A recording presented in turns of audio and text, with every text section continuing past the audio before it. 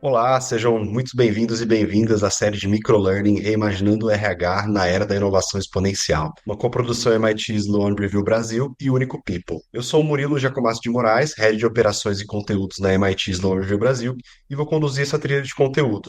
E hoje a gente vai bater um papo com a Thaís Loureiro, que é gerente executiva de gestão de talentos, cultura e desenvolvimento na Suzano, para falar sobre retenção de talentos. A gente sabe que a tarefa não é fácil e que, em meio a uma série de mudanças, tanto no ambiente de trabalho como nas expectativas dos funcionários, a experiência do colaborador se tornou um diferencial muito competitivo. Um levantamento realizado pela consultoria Gallup, por exemplo, mostra que investir em jornadas de employee experience pode impulsionar a produtividade em até 14%.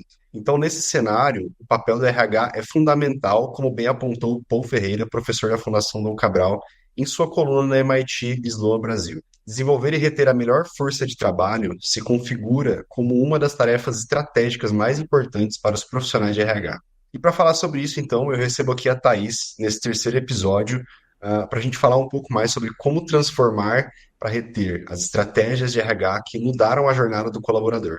Seja muito bem-vinda, Thaís. Obrigada, Murilo. É um prazer estar aqui com vocês. Obrigada pelo convite. Obrigado você por ter topado participar.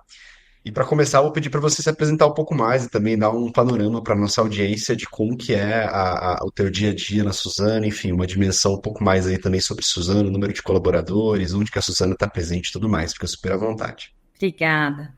Bom, pessoal, prazer mais uma vez estar aqui com vocês. Eu sou Thaís Loureiro, sou psicóloga de formação, pós-graduada no INSPER em Gestão de Negócios e Pessoas, tenho mais de 15 anos de experiência na área de gente e gestão e estou na companhia há 8 anos, na Suzano S.A. Nós somos uma multinacional brasileira, hoje maior produtora de celulose do mundo, maior fabricante de papéis na América Latina e líder no mercado de papel higiênico no Brasil. Hoje a gente impacta mais de 2 bilhões de pessoas através de 22 mil colaboradores próprios, e somando aí, damos ao todo 40 mil entre próprios e terceiros. Então, temos 12 fábricas espalhadas pelo Brasil, acabamos de anunciar aí uma operação de expansão nos Estados Unidos, estamos presentes em todos os continentes, então, Ásia, Europa, América do Norte, América Latina, e temos 2,7 milhões de hectares de terra, dos quais 1,1 são hectares de áreas em preservação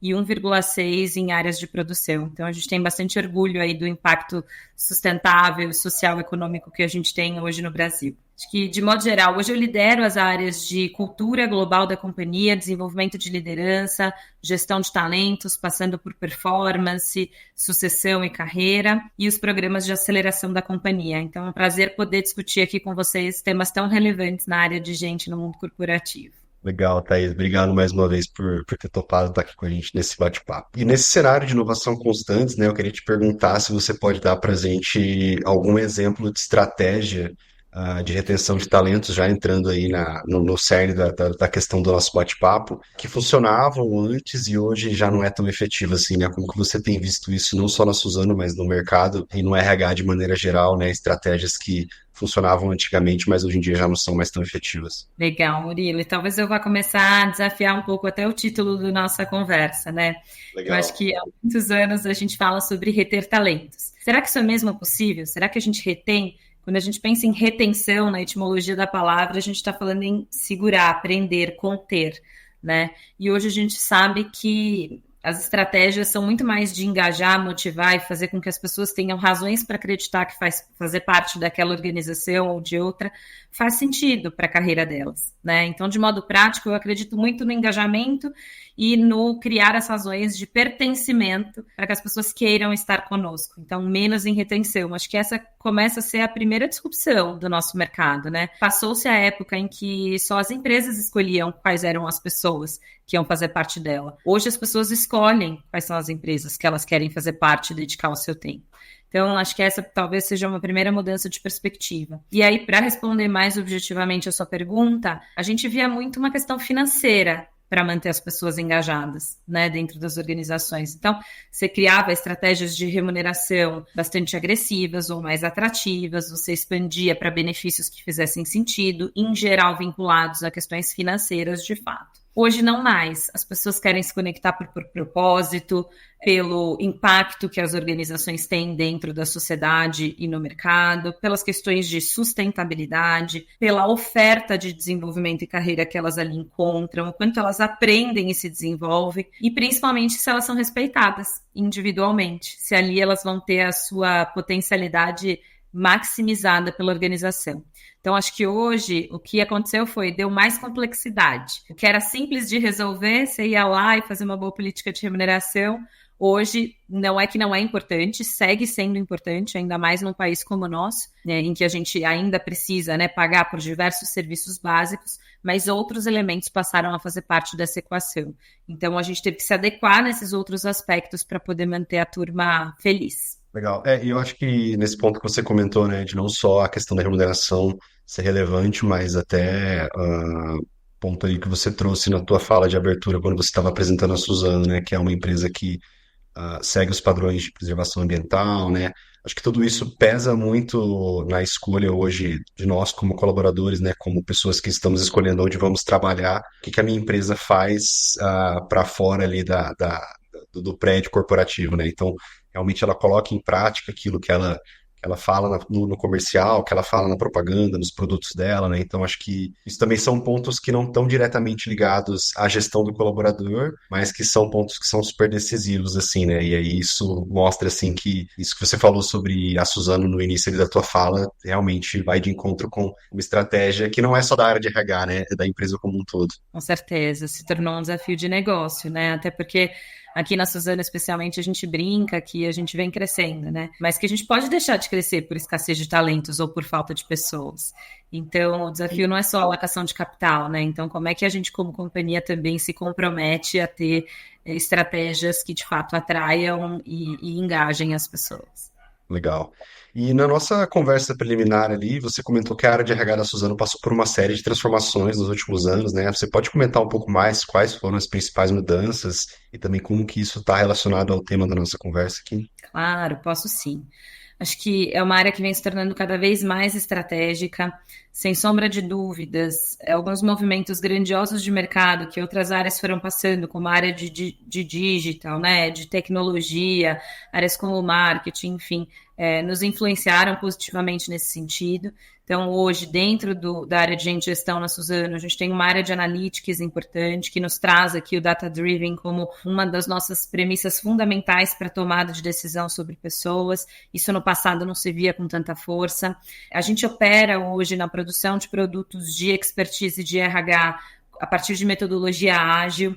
Então, a gente traz métodos que façam com que a gente fateie aqui os diversos desafios organizacionais e possa entregá-los gradativamente, considerando diferentes personas que se beneficiarão internamente desses produtos e considerando também a voz do cliente. Acho que isso é muito legal, né? O marketing muito falava em customer centricity, em colocar o cliente no centro, em trazer, em ouvir as dores do cliente.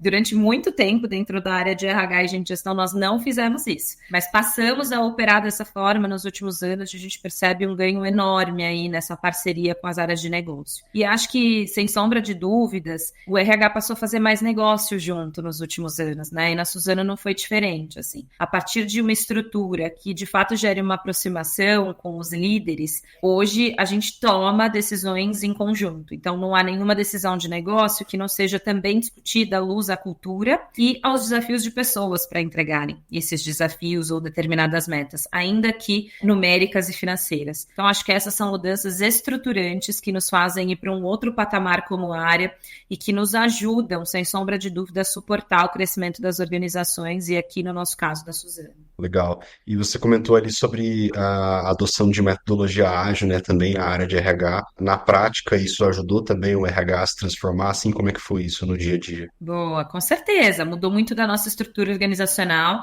A gente teve que ter um trabalho grande de gestão da mudança, inclusive formamos alguns gestores da mudança internamente. Nos capacitamos em agilidade, porque não era uma competência já, enfim, que tínhamos anteriormente no método de trabalho, mas isso fez com que nós tivéssemos desenhos de produtos mais alinhados às necessidades das áreas de negócio. Isso faz com que sejamos, sim, mais ágeis na entrega de soluções, faz com que a gente não tenha tanta refação, tanto trabalho operacional no pós, e o feedback das áreas, ele é muito mais positivo porque a gente co-constrói, a gente colabora na hora de entregar as soluções, né? Então, o fit entre aquilo que é desenhado hoje e aquilo que é executado na ponta, ele é muito maior. Então, sem sombra de dúvidas, teve um ganho bem positivo, Murilo. Legal. E dentro desses pontos positivos dessa transformação no RH de maneira geral que você trouxe aqui, se você puder falar para a gente quais foram os principais desafios que a área de gestão de pessoas enfrentou e também como que vocês superaram isso, não só nessa transformação na área de RH como um todo, mas também nessa transformação dos últimos anos, né? Até que a gente trouxe ali na nossa primeira questão sobre quais os pontos que hoje são mais relevantes na retenção de talentos, né? Então, quais foram esses principais desafios que vocês enfrentaram nessa jornada e como que vocês superaram esses desafios? Quando a gente olha de modo prático, assim, acho que eu falo que leva tempo para ir rápido, né? A gente investe muito tempo na escuta e na colaboração, então algo que um time fazia sozinho, dentro de uma sala, eu mesma, vou dar um exemplo pessoal aqui. Alguns anos atrás, eu usava os meus dias de home office para poder desenhar estratégias que eu apresentaria para a organização, ou propostas de novas soluções e produtos. E olha que diferente imaginar que eu esperava um dia que eu tivesse sozinha dentro da minha casa para pensar numa solução, ilhada, sem nenhum contexto, sem nenhuma colaboração. Eu absolutamente não me orgulho, mas era como as coisas eram feitas durante muitos anos, né? Era como a gente pensava, a gente fala de um tempo de foco. Hoje não, a gente organiza esses war rooms, hackathons, cocriações, salas de design thinking, e aí a gente coloca uma galera na sala e daqueles caos sai soluções muito maiores e criativas. Caos organizado, né?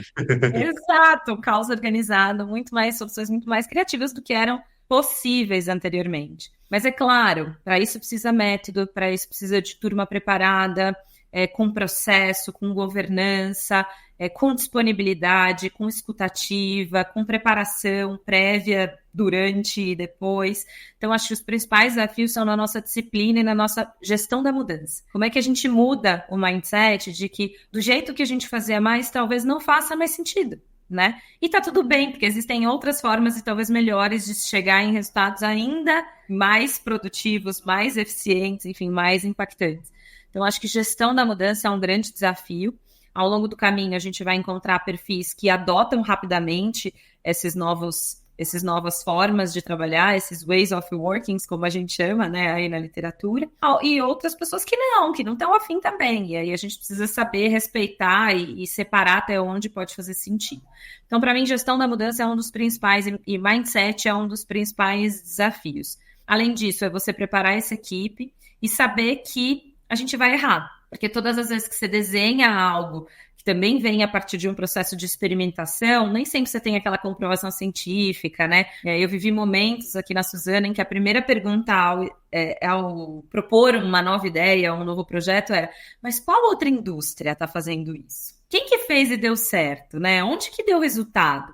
E, às vezes, quando você faz um processo de cocriação colaborativo, nem sempre você tem uma referência técnica que deu super certo. Às vezes você quer testar, você quer pilotar aqui pequenininho, ter um ambiente de prototipagem e colocar o carro na rua. Então, também requer um pouco de apetite ao risco, de abertura.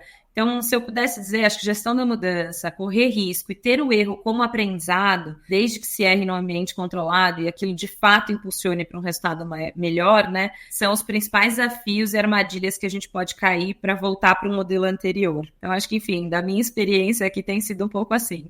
E é legal isso que você comentou, porque às vezes a gente fica buscando uma referência de mercado, né, para poder aplicar uma gestão de mudança, fazer algum projeto, alguma coisa. E muitas das vezes é melhor você começar ali num formato mais de teste, com uma área menor, para ver como que você vai, como que isso vai se desenrolar, e acaba que você se torna referência no mercado, né? Você pode se tornar a primeira indústria a adotar aquele método, a adotar aquilo ali, ou às vezes é uma coisa que foi testado no outro tipo de negócio, e você está trazendo para uma indústria, para um contexto totalmente diferente, e acaba dando certo. Então, esse apetite a risco, né, para mudança de mindset, ele é muito necessário. E não só quando a gente fala de RH, é claro que o papo aqui é em cima do RH, mas esse apetite a risco ele tem que existir de uma maneira controlada, né? Como você colocou, tem que ter método, tem que ter governança, mas isso pode ser muito positivo no final das contas. Legal. Total. E essa mudança de mindset, essa mudança, essa gestão da mudança que você comentou aqui, né? Isso impactou de alguma forma na retenção de talentos? Vocês sentiram algum impacto na retenção de talentos de maneira geral com essas mudanças que vocês tiveram, não só no RH, mas essa mudança de mindset pela qual a empresa passou nos últimos anos? Murilo, sim. Assim, a Suzano hoje é uma companhia com baixíssimo turnover, né? A gente não tem alta rotatividade, não é uma empresa cujo esse indicador seja um problema ou um ponto de atenção para nós. Mas o que a gente percebe em pesquisas de engajamento interna, em que a gente mapeia a satisfação do colaborador em fazer parte da organização, ela se mantém em patamares muito elevados. Então, hoje, o senso de pertencer na Suzano ele é de 95%. A nossa favorabilidade geral da companhia, então, quantas pessoas estão felizes aqui com os diversos aspectos que a gente investiga, sejam eles comunicação, liderança, oportunidades de carreira e desenvolvimento, segurança, equilíbrio de vida, ele é de 89%. Então, eu falo que além de ser difícil chegar em índices tão bons dentro das organizações, principalmente organizações muito pulverizadas, complexas como a nossa, é mais difícil ainda se manter nesse patamar de forma sustentável e consistente. Então, para nós, esse é o principal sinalizador, além do baixo turnover, de que sim, estamos no caminho, né? Sendo um senso de pertencer a 95%, assim, eu falo que é o estado da arte 100%, né? Vai ser muito difícil a gente chegar, e eu nem sei se deveria, não sei nem se é saudável, porque é natural que algumas pessoas sintam que o seu ciclo pode se encerrar em determinado momento, elas possam viver outras coisas, né? Então, de fato, os nossos indicadores nos mostram que sim, que a gente está no caminho certo. Mas, além disso, eu acho que a gente tem sinais e símbolos de cultura importantes que nos colocam nesse posicionamento. Então, recentemente, há poucos anos, a gente mudou o nosso processo de avaliação de performance. Eu brinco que se uma organização não fizer nada de cultura, absolutamente nada, as pessoas vão lembrar como elas recebiam feedback, se elas eram ou não promovidas, se elas tinham oportunidade de carreira e como elas eram desenvolvidas, né? Se elas eram... Como é que era o processo de avaliação de performance dessa empresa? Ela vai colocar isso aí no Glassdoor, né? Ela vai pôr isso na balança, além da sua liderança, provavelmente, para ficar ou não naquela organização. Então, a gente reviu isso colaborativamente também com um grupo amostral de pessoas internas, colaboradores contribuintes individuais, liderança, mais experts de gente de gestão.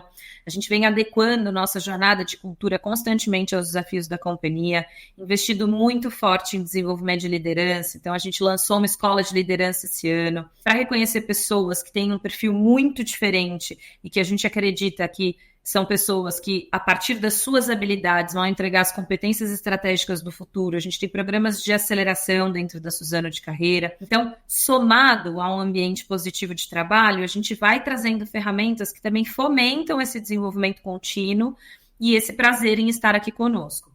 Tivemos um modelo, uma revisão da política de remuneração também. Então, tudo isso eu acho que são sinalizações práticas que o colaborador vive ao longo da sua jornada conosco, que reforçam o nosso compromisso em mantê-lo num ambiente em que ele esteja na sua potencialidade, enfim, podendo entregar um bom trabalho, mas de fato sendo suportado pela companhia. Então, claro, tem uma visão aspiracional, mas tem uma visão muito prática e material de como é que isso se dá na prática aqui no longo da vida dele. Legal.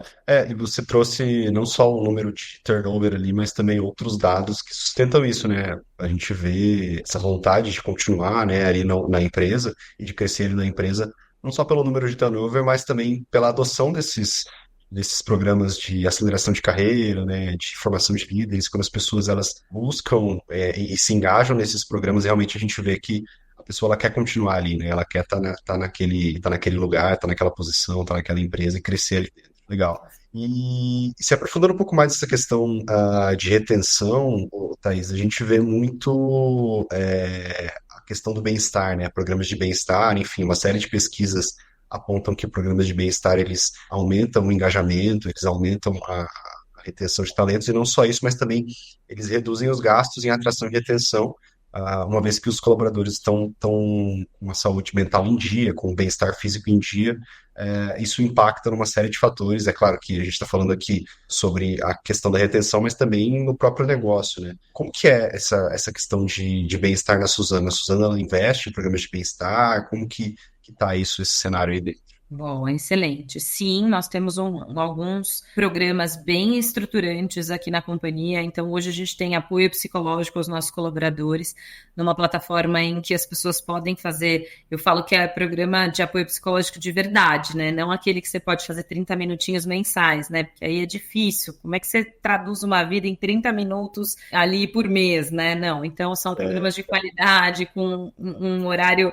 de fato ali robusto, semanal, para que as pessoas possam fazer seu acompanhamento psicológico. A gente tem programas como o Well Hub ali, enfim, que a gente incentiva as atividades físicas, mentais, enfim, emocionais. Hoje nós temos uma série de incentivos para corridas de rua, práticas esportivas coletivas, então patrocinadas pela organização ou simplesmente incentivadas e fomentadas. Hoje nós trabalhamos, e eu tenho muito orgulho de dizer isso, né, em modelo flexível, respeitando as características de cada colaborador.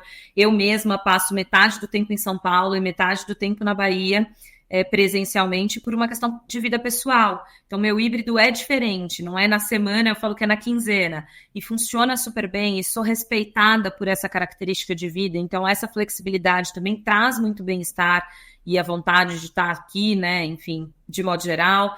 Então, acho que tem uma série de iniciativas que vão ajudando para que isso aconteça.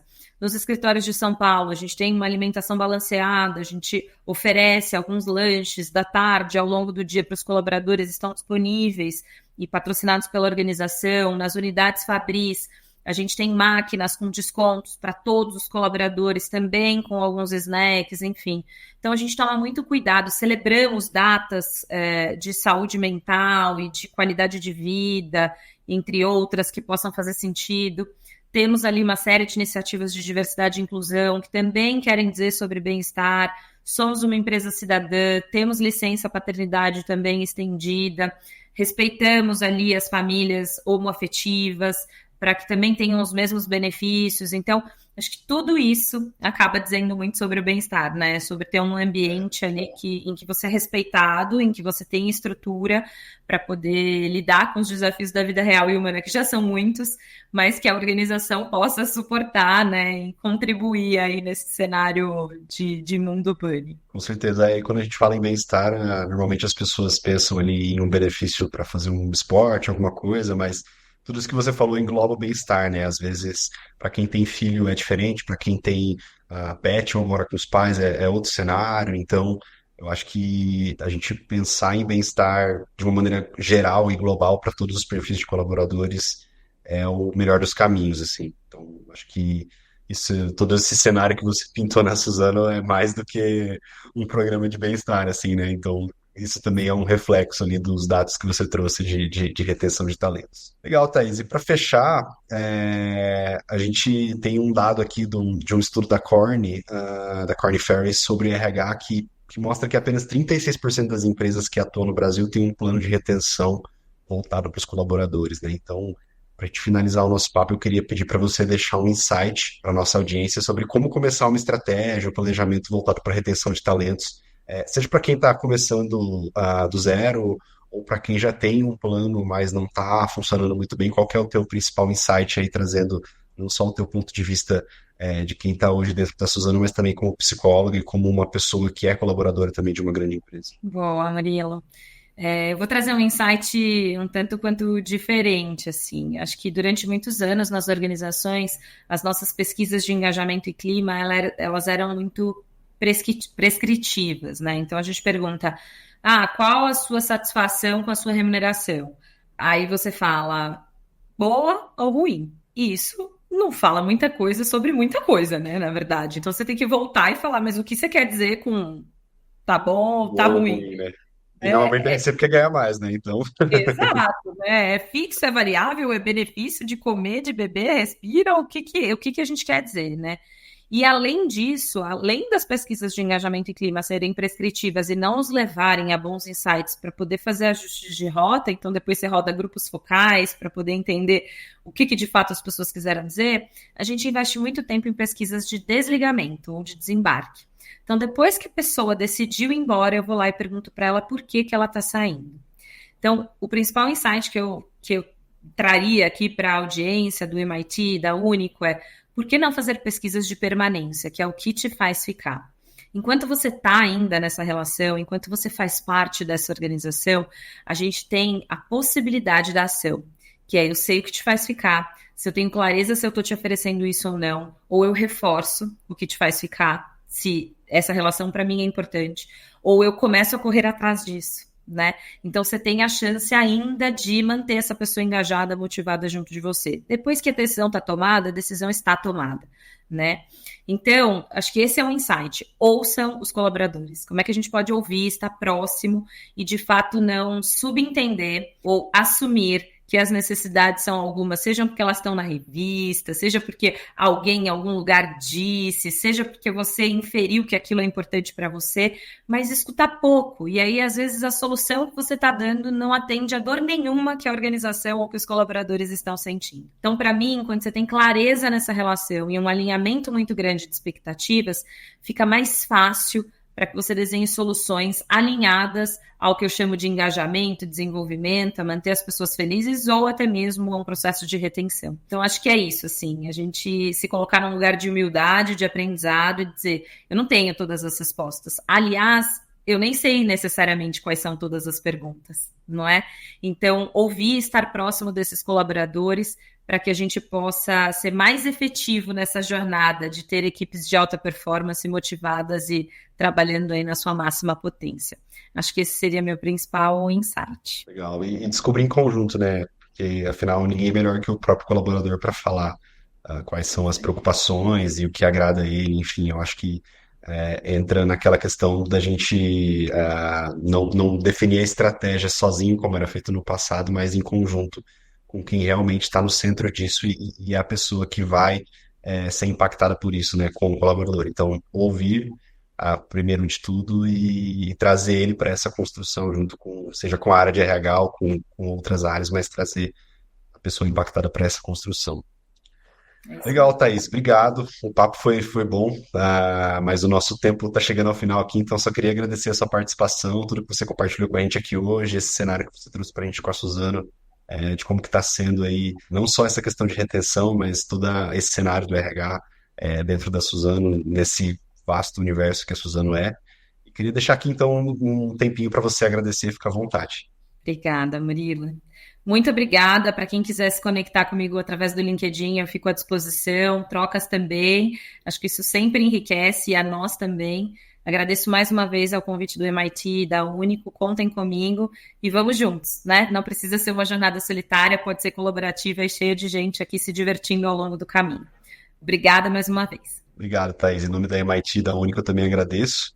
E para você que acompanhou a gente até aqui, não deixe de acompanhar os outros episódios da série Reimaginando o RH na Era da Inovação Exponencial. A gente ainda vai ter uma série de episódios aqui coproduzidos em parceria com a Único. Então, não perde. E até a próxima. Obrigado.